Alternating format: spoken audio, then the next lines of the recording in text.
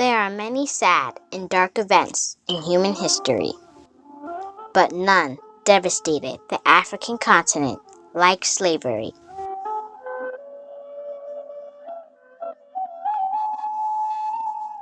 To understand some of the plight those who were sold into slavery went through, one must visit Goree Island, their last point of departure from the African continent to the New World.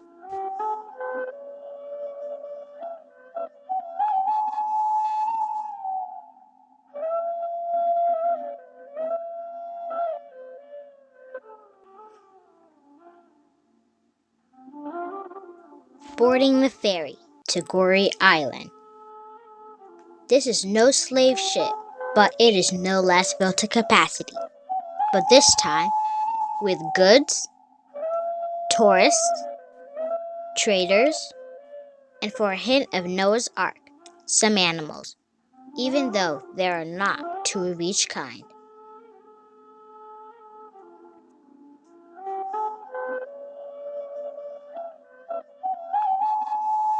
Slavery ended more than 153 years ago.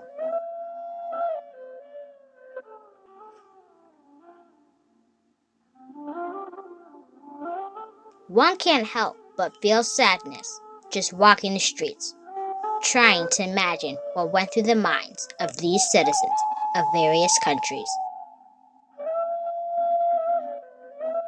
as they were hauled, sold, and shipped to a strange new world.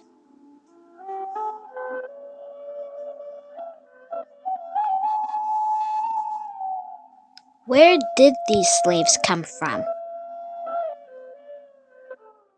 At that time, each African ethnic group had its price. And the most expensive ethnic group used to be the Yoruba. Yeah, they were from Nigeria. Because those Yoruba were very strong and tall. And they worked very hard in the plantations. That's why they were more expensive.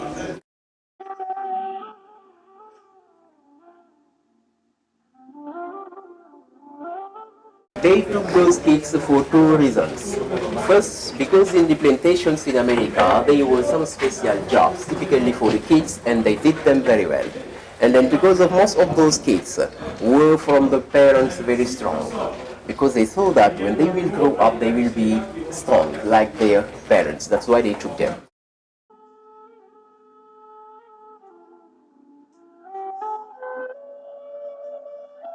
In all the 28 slave houses in Goree Island, the slave masters have the right to sleep with the young girls.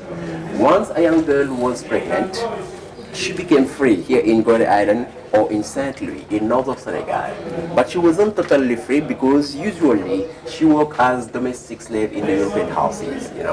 That's why some of the young girls found a kind of interest to be pregnant from white masters so they can be free.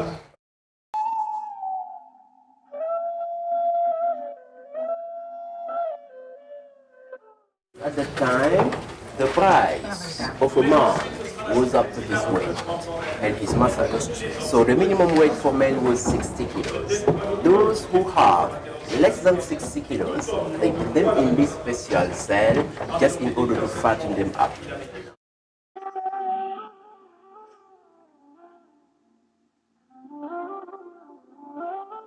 Let me tell you that they did not buy slaves with money. It was exchange. For example, to buy a man up to 60 kilos or a virgin girl, you could give a gun or a barrel of wine or a blanket or something like that. To buy a child, you could give a mirror or a necklace or a piece of tobacco or something like that. So that's why people used to say that Africans also were involved into the slave trade, because some of the African tribal chiefs were collaborating with the Europeans. Yeah.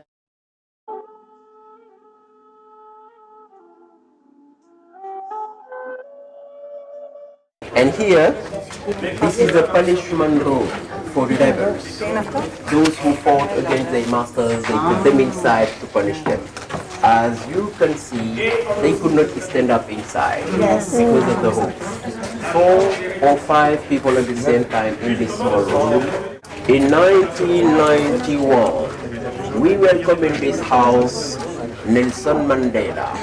And then Mandela came inside. He stayed in for about 5 minutes. But when he came out, Mandela was crying.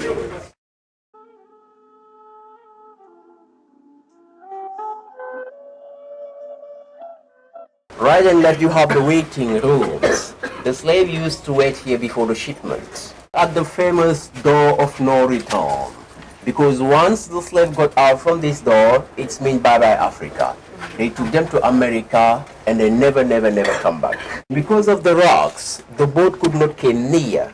That's why from this door, they built a kind of palm wooden bridge as a wharf.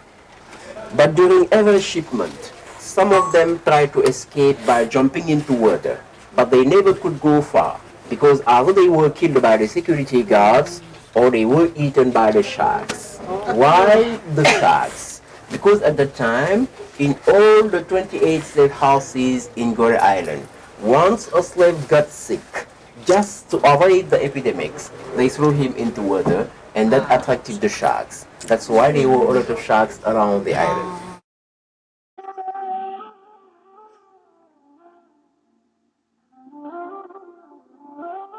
Let me tell you that slavery lasted in Goree Island from 1536 to 1848, more than 300 years.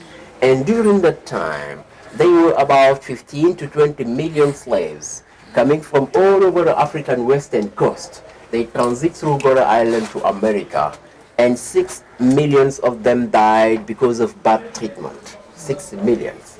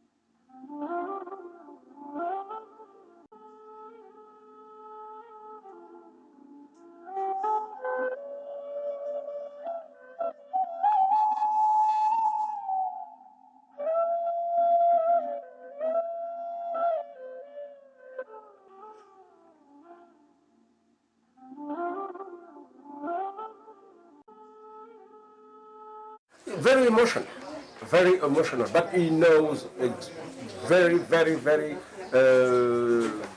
in a higher level, the history and the relationships between Africa and other countries. And also, he knows exactly what's happened between the 16th until 19th. I'm talking about the slavery and the Atlantic slave trade.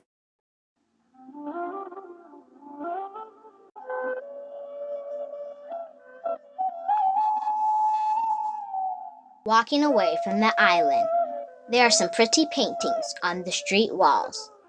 One must ask, what have these walls seen, or what cries have they heard over the last 300 years? Somehow, I don't want the real answers to that question. Maybe you do.